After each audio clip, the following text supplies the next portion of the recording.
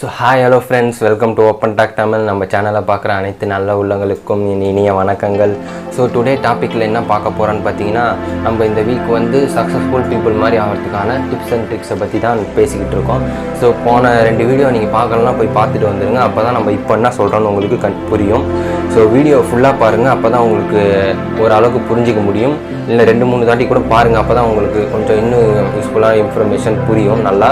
So இந்த video யூஸ்ஃபுல்லாக இருந்துச்சுன்னா நம்ம சேனலை சப்ஸ்கிரைப் பண்ணுங்கள், பெல் ஐக்கானை மறக்காமல் கிளிக் பண்ணுங்கள். அப்போ தான் நம்ம போகிற வீடியோலாம் உங்களுக்கு நோட்டிஃபிகேஷனாக வரும். ஸோ வாங்க வீடியோக்குள்ளே போகலாம்.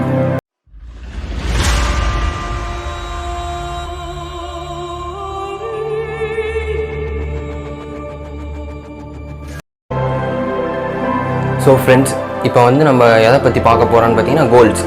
நேற்று வந்து இதை பற்றி பார்த்தோம்னு பார்த்தீங்கன்னா பேஷன், நம்ம எப்படி நம்ம கோல்ஸை கண்டுபிடிக்கிறதுன்னு பார்த்தோம். அதை நீங்கள் கண்டுபிடிச்சிட்டிங்க, அதுக்கப்புறம் என்ன பண்ணணும்னா நீங்கள் வந்து கோல் செட் பண்ண ஆரம்பிக்கணும். நீங்கள் எப்படி அச்சீவ் பண்ணுறது அப்படின்றத பற்றி அப்போ நான் ஃபுல்லாக சொல்ல போகிறேன். வீடியோ ஃபுல்லாக பாருங்கள். ஸோ ஃபஸ்ட்டு ஸ்டெப் என்னன்னு பார்த்தீங்கன்னா, நீங்கள் உங்கள் கோலை கண்டுபிடிச்சிட்டிங்க. நெக்ஸ்ட் என்ன பண்ணணும்னு பார்த்தீங்கன்னா, அதை நீங்கள் அதுக்கான வேலைகளை செய்ய ஆரம்பிக்கணும், அதை கற்றுக்கணும். நீங்கள் வந்து இப்போ கோலை செட் பண்ணுறீங்க, இப்போ நீங்கள் கிரிக்கெட் ஆகணும்னு எக்ஸாம்பிளுக்கு முடிவு பண்ணிட்டீங்க. ஸோ இந்த கிரிக்கெட்டை எப்படி கற்றுக்கிறதுன்ற விஷயத்தை கற்றுக்கணும். சில இடத்துல இன்ஸ்டியூட் இருக்குது, சில விஷயங்களுக்கு வந்து இன்ஸ்டியூட் இருக்காது, சில விஷயங்கள் வந்து நம்மளே கற்றுக்கிற மாதிரி இருக்கும். அந்த மாதிரி டைமில் நீங்கள் எதை வச்சு இன்ஸ்பயர் ஆனீங்க, அந்த கோலுக்கு ஒரு இன்ஸ்பிரேஷனல் பர்சன் இருப்பாங்க, அவங்கள பார்த்துக்கோங்க. அவங்கள ரோல் மாடலாக எடுத்துக்கிட்டு நீங்கள் அதை கற்றுக்கலாம். கற்றுக்கிட்டு நீங்கள் உங்களை மாதிரி செயல்பட்டீங்கன்னா வந்து உங்கள் கோல்ஸை ஈஸியாக அச்சீவ் பண்ணுற ஈஸியான ஷார்ட் டைமில் வந்து நீங்கள் அச்சீவ் பண்ணிடலாம். நெக்ஸ்ட் விஷயம் என்னென்னு பார்த்தீங்கன்னா, மெஷர் அண்ட் நீட்ஸ். நீங்கள் வந்து உங்கள் கோலுக்கு தேவையான விஷயங்களை நீங்கள் எடுக்கணும். எப்படின்னு பார்த்தீங்கன்னா, இப்போ நம்ம கிரிக்கெட் விளையாட பிடிக்குது, நம்ம கிரிக்கெட்டை நீங்கள் இப்போ மூவ் பண்ண போகிறீங்க. பட் அதுக்கு நமக்கு தேவையான விஷயம் என்ன? கிரிக்கெட் பேட் வேணும், க்ளவுஸ், அந்த மாதிரியான விஷயங்கள்லாம் வேணும். நீட்ஸை நீங்கள் வாங்க ஆரம்பிக்கணும். நீங்கள் நீட்ஸை வாங்க ஆரம்பித்த பிறகு தான் நீங்கள் வந்து உங்கள் கோல்ஸுக்குள்ளே போக முடியும். நீங்கள் கோல்ஸை அச்சீவ் பண்ணுறதுக்கான வேலைகளை பண்ண முடியும் ஃபஸ்ட்டு. ஸோ நீங்கள் நீட்ஸை ப்ரூவ் பண்ணிக்கணும், நீட்ஸை வந்து வாங்கிக்கணும்.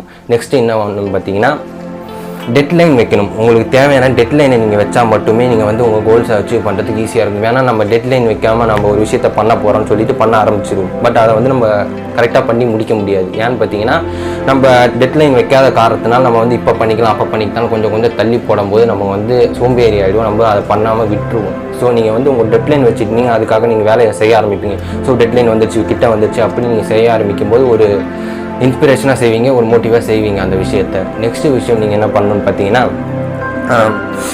ஃபேவரட்டான விஷயத்தை மட்டும் தான் கைஸ் பண்ணணும். இதை வந்து நான் போன வீடியோலையும் சொல்லியிருக்கேன், அதுக்கு போன வீடியோலையும் சொல்லியிருக்கேன். நீங்கள் வந்து உங்கள் பேஷனை சூஸ் பண்ணுறீங்கல்ல, நீங்கள் வந்து ஃபேவரட்டான விஷயத்தை சூஸ் பண்ணால் தான் நீங்கள் அதை நோக்கி ஓட முடியும்.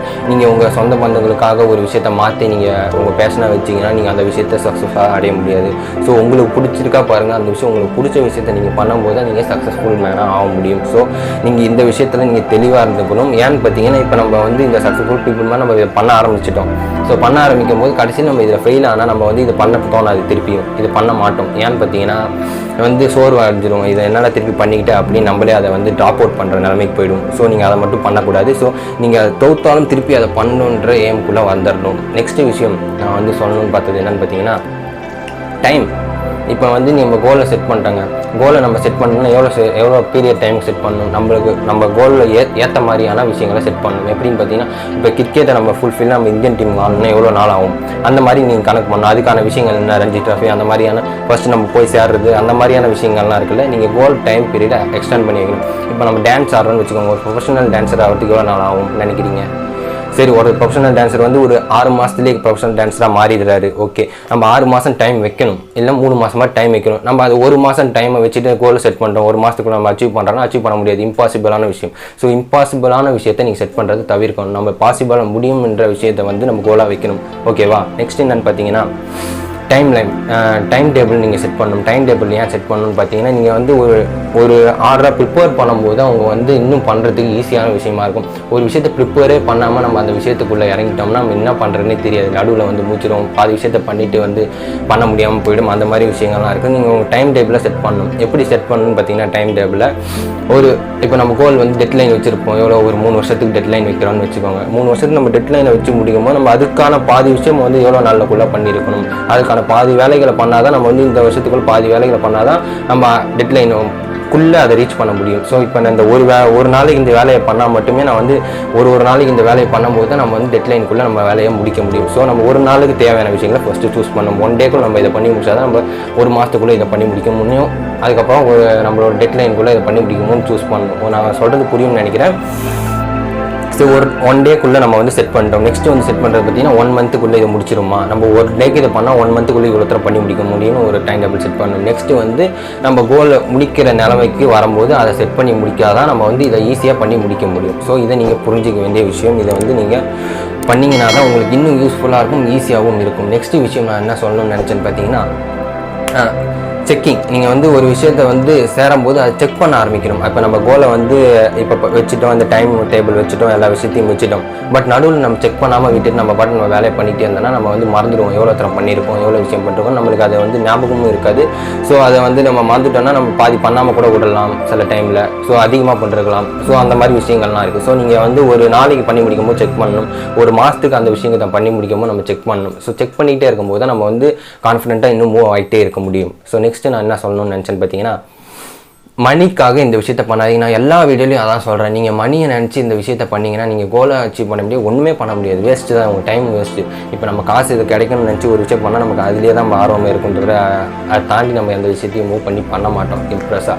ஸோ நான் இப்போ சொன்ன ஸ்டெப்ஸ்லாம் உங்களுக்கு கண்டிப்பாக புரிஞ்சிருக்குன்னு நினைக்கிறேன். நான் ஏன் வேகமாக ஓடுறேன்னு எனக்கே தெரியல. ஏன்னா நான் வந்து சொல்ல வந்ததெல்லாம் கரெக்டாக சொல்லணும், அதனால் மறந்துடுவேன்ற ஒரு காரணத்துக்காக தான் வேகமாக சொல்லிக்கிட்டு இருக்கேன். நான் இன்னும் ஸ்லோவாக சொல்ல கற்றுக்கிறேன். ஏன்னா எல்லா ஃப்ரெண்ட்ஸும் அதான் சொல்கிறாங்க, நீ ஸ்லோவாக சொல்கிறா அப்போ தான் வந்து ஒருத்தவங்களுக்கு புரியும் நான் சொல்கிறது அப்படின்னு சொல்லிட்டு இருக்காங்க. ஸோ நான் அந்த விஷயத்தை இன்னும் போக போக ஃபாலோ பண்ண ஆரம்பிக்கிறேன். நெக்ஸ்ட்டு உங்களுக்கு ஒரு விஷயம் காட்டணும்னு ஆரம்பித்தேன். இந்த விஷயத்தை பற்றி நான் வந்து கண்டிப்பாக பேசுகிறேன். இது வந்து எங்கள் காட்டுறது தெரியுதா பாருங்கள். இது வந்து எங்கள் ஸ்கூல் நோட்டு. இது வந்து நான் எங்கள் 25th ஜூப்ளி. இது வந்து நான் இது கடைசியாக படித்து முடித்த வருஷம். இப்போ எங்கள் ஸ்கூல் நோட் புக் பின்னாடி போட்டிருக்காங்க பாருங்கள். இதே வந்து நம்ம லைஃபுக்கு யூஸ்ஃபுல்லான விஷயம்னு நான் சொல்லுவேன். இந்த ஸ்டெப்பு நீங்கள் ரீச் பண்ணுறதுக்கான வேலைகளை செய்யணும். இதை பற்றி நான் வந்து கண்டிப்பாக ஒரு நாள் பேசுகிறேன். கண்டிப்பாக நெக்ஸ்ட் வீக்குள்ளே நான் இதை பற்றி பேசணும்னு நினைக்கிறேன்.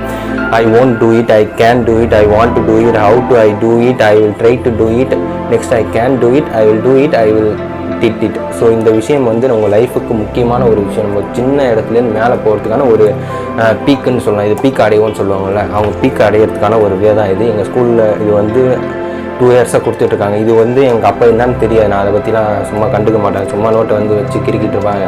அதுவும் நம்ம பொண்ணுங்களுக்கெல்லாம் கொடுத்து தான் முடிக்கிறது. ஸோ இந்த மாதிரி விஷயங்கள் நீங்கள் இப்போ நான் கற்றுக்க ஆரம்பிச்சிருக்கேன். இதை பற்றி நான் இதை பற்றி ஃபுல்லாக கற்றுக்கிட்டு உங்கள்கிட்ட வந்து நான் வந்து நெக்ஸ்ட் வீக் இதை பற்றி நான் பேசுகிறேன். ஸோ இதை தான் நான் உங்கள்கிட்ட சொல்லணும்னு நினச்சேன். ஸோ நம்ம வீடியோ உங்களுக்கு யூஸ்ஃபுல்லாக இருந்துச்சுன்னா நம்ம சேனலை சப்ஸ்கிரைப் பண்ணுங்கள்.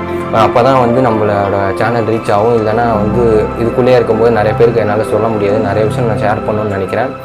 ஸோ நீங்கள் சப்ஸ்கிரைப் பண்ண சொல்லும் போது தான் வந்து எனக்கு மோட்டிவாக இருக்கும் பண்ணுறதுக்கு. ஸோ சப்ஸ்கிரைப் பண்ண சொல்லுங்கள். இதோட நெக்ஸ்ட் வீடியோவில் வந்து ஒரு நல்ல கண்டென்ட் வந்து பார்க்குறேன். நாளைக்கு வந்து நம்ம டாபிக் வந்து பாசிட்டிவிட்டின்னு நினைக்கிறேன். அதை பற்றி நாளைக்கு நான்